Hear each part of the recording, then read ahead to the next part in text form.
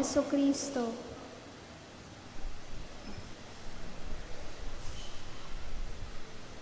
Magandang umaga po, magandang hapon po sa inyong lahat. Hello? Hi? Mayroon po pala tayo. We have a brother from other countries. We welcome him. Let us give him our big hand. Thank you for joining us in this Eucharistic celebration. Saan ang kamay ninyo? So, welcome. Isa sa kaugalian nating mga Pilipino, kapag tayo ay umalis sa mahabang panahon, ay tayo ay nagpapadespedida. Narinig na ba nyo ito, mga bata? Nagpapadespedida. Hindi alam ng mga bata kasi alam niyo yung despedida, lasingan naman yan, di po? Kaya bago umalis, may hangover na. No? Tawa kayo, totoo ba yon? Oo po daw Ngayon, ay ating ginugunita ang pag-alis ng ating Panginoon. Tama ba? Sa mahabang panahon. Kaya, ipinagdiriwang natin ngayong linggo ang dakilang kapistahan ng pag-akyat sa langit ng ating Panginoong Jesus. So bago pa siya umakyat sa langit, siya ay nagpadespedida? Alin? Hindi. Walang lasingan, no?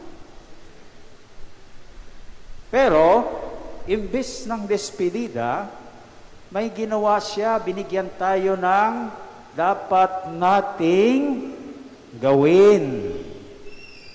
Kaya ito ang isa sa mga aral na ipinararating sa atin ngayong dakilang kapistahan ng ating Panginoon sa kanyang pag-akyat sa langit ay ito, ang pag-akyat sa langit ng Panginoon. Pagkatapos, ano ang dapat nating gawin? At paano natin gagawin? So yung una, ano po ba ang dapat nating gawin? Alin? Very good. Ang maghahanda. Nako, kung ano yung Area 4 ngayon, So, ang maghahanda sa pagbabalik muli ng Panginoon. Sa aling pagbasa po natin ito? Very good. Sa unang pagbasa mula saan? Gawa ng mga Apostol. Ngayon, paano ipinahiwatig na tayo ay dapat maghanda sa muling pagbabalik ng Panginoon? Paano? Sa pamamagitan ng sinabi ng lalaking nakaputi habang ang kanyang mga alagad ay nakatitig sa langit. So anong sabi ng ang dalawang lalaking nakaputi? Sabi nila, mga taga-Galilea, bakit narito pa kayo? Nakatingala sa langit. Si Jesus na umakyat sa langit ay muling babalik tulad ng nakita ninyong paakyat siya. So, sinasabi ng dalawang lalaking nakaputi na imbes na sila ay nandoon nakatingala sa langit, ay dapat maghanda na sila sa muling pagbabalik ng Panginoon. Ganon ka-importante yung pagbalik ng Panginoon. Kaaakyat lang niya, no? Tapos, dapat maghanda na po tayo sa kanyang muling pagbabalik. Ngayon, ano ang gagawin natin para o bilang paghahanda sa muling pagbabalik ng Panginoon? Mamuhay, very good. Ano yung mamuhay ng tulad ng gaya ng mga nararapat sa mga tinatawag ng Diyos. Very good, Lola, ang galing-galing mo ngayon, ha? So, paano tayo mamuhay ng gaya ng nararapat sa mga tinatawag ng Diyos? Una, magpakumbaba. Anong kabaligtaran ng mapagpakumbaba?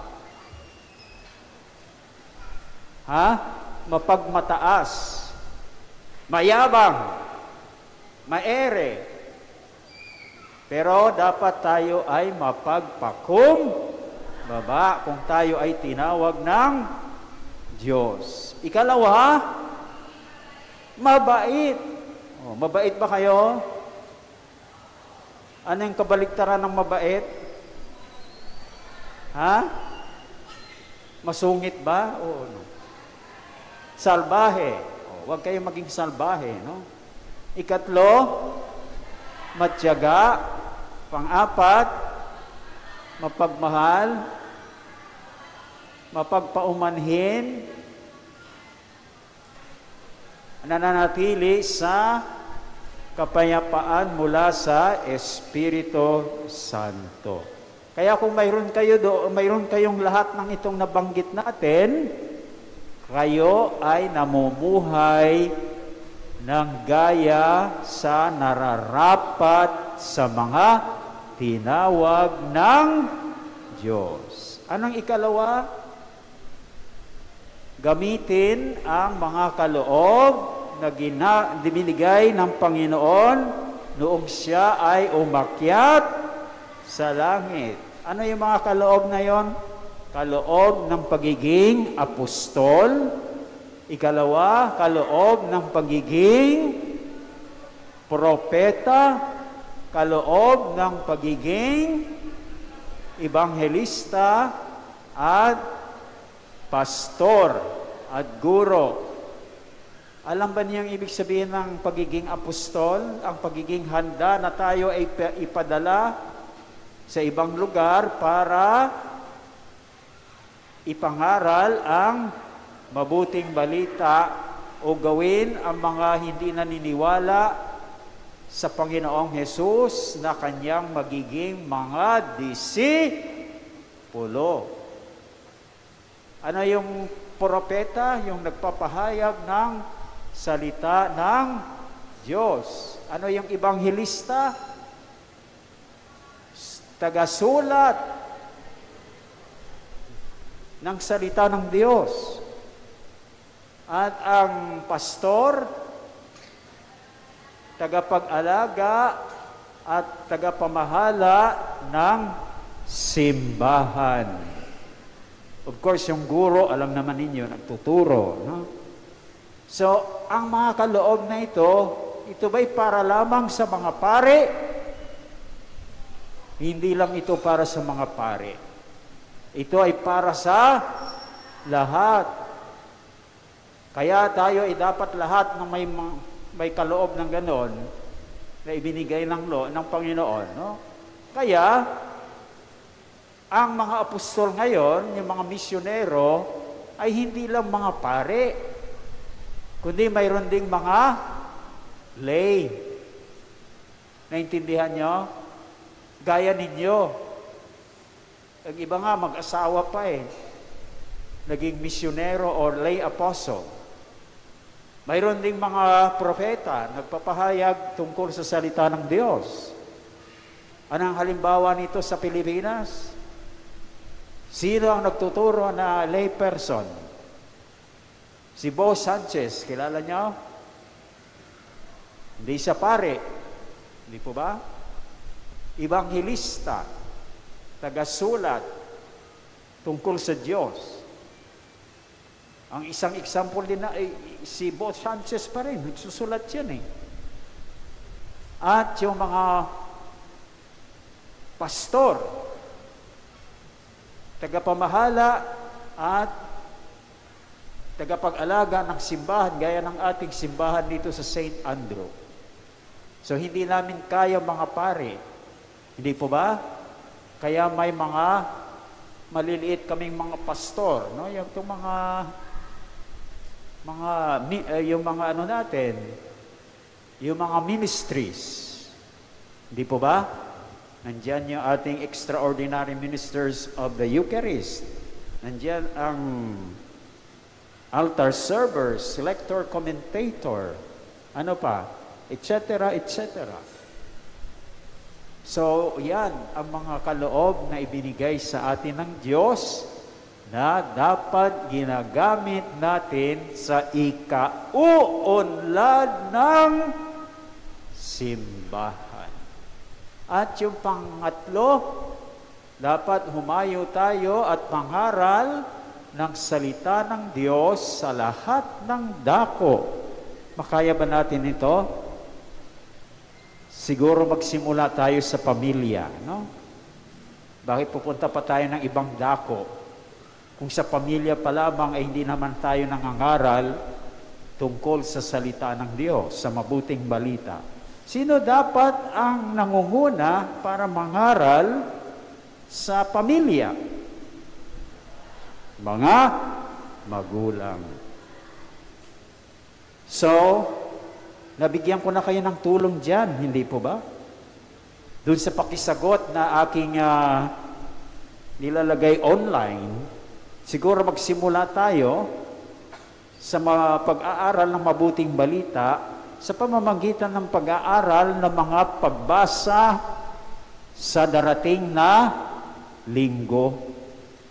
At tinulungan ko na kayo dahil nagpo-post na ako doon eh. Di ba na ano ninyo, na-access ninyo, nandoon na yung mga pagbasa sa sunod na linggo. Ito ay pinopost ko every Monday or Tuesday. So naroon na yung mga pagbasa sa sunod na linggo at mayroon na rin akong nilalagay na aral. Tama? At yung aral na yon ay na-derive sa mga pagbasa sa linggong yon. Okay? Kaya may mga guide questions para mapalalim yung aral na napili. So sikapin ninyo, no? Na i-access yun, ina-access niya lahat, no? Mga Sunday schoolers, na-access ba ninyo yung pakisagot? Kayo,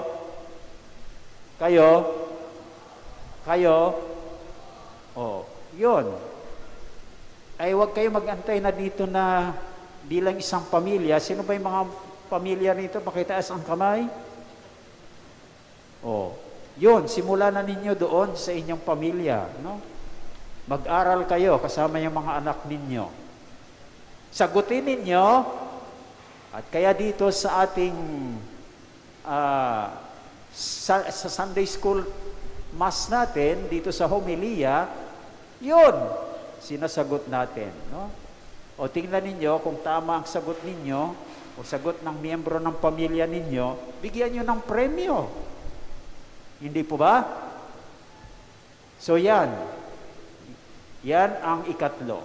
Kaya ang tanong sa atin mga kapatid, una, tayo po ba ay namumuhay tulad ng nararapat sa mga tinawag ng Diyos dahil, upo na agad, dahil tayo ay mapagpakumbaba, mabait, matiyaga, mapagmahal, mapagpaumanhin, at nananatili sa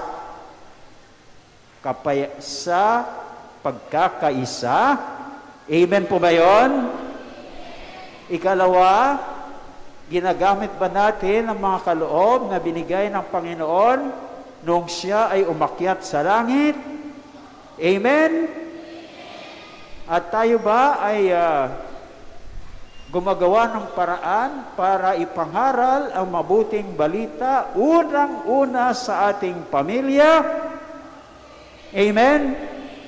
O kung ginawa niyong lahat ng yon, ay kayo nga ay naghahanda sa pagbabalik muli ng ating Panginoong Jesus. Amen?